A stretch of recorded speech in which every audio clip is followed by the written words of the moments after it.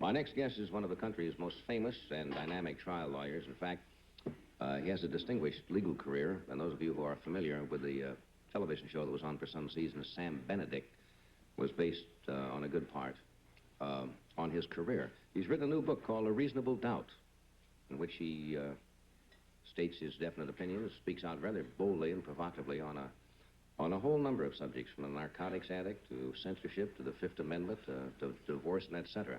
He's an extremely interesting man. Would you welcome, please, Mr. Jake Ehrlich.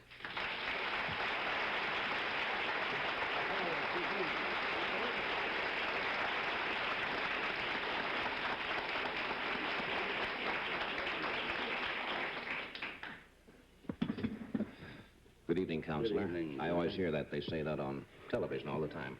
Not on the Sam Benedict show, they don't. They don't say that.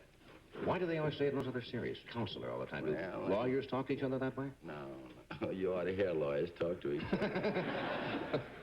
This is a most fascinating book. As I mentioned to you briefly in the little time we had to say hello before the program, I get probably 30 or 40 books a month from people who appear on the show, and most of them you don't have a chance to really look through. You look some of the highlights. And I sat up the last 2 nights with this book and called A Reasonable Doubt and got so fascinated.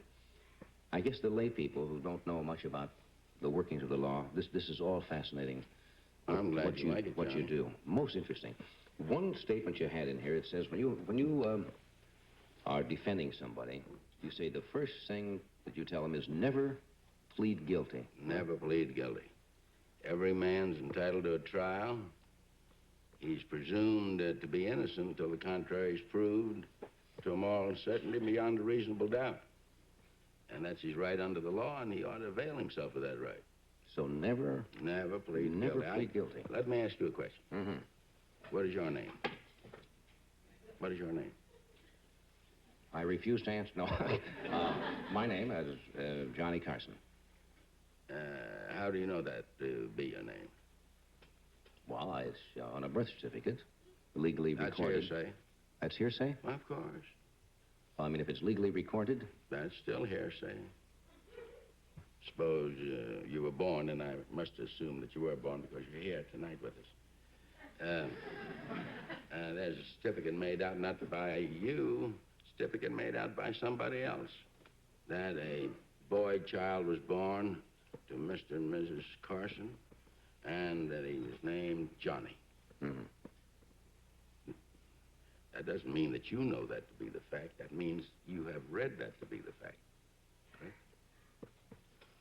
Yeah, I see what you mean. In other words, I only have to go by what is recorded. You're pleading guilty to something that you don't know of your own knowledge.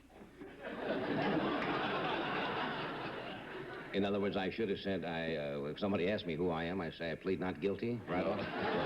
It doesn't go quite that far. Not that plead far. not guilty. I see what you mean. That is hearsay. I'm only hearsay. accepting what somebody has what said. somebody else has said. But that would be legal. I mean, if you come in with a birth certificate, that proves you're more. Well, birth certificates are legal until they're attacked and proved to be invalid. That has happened, too.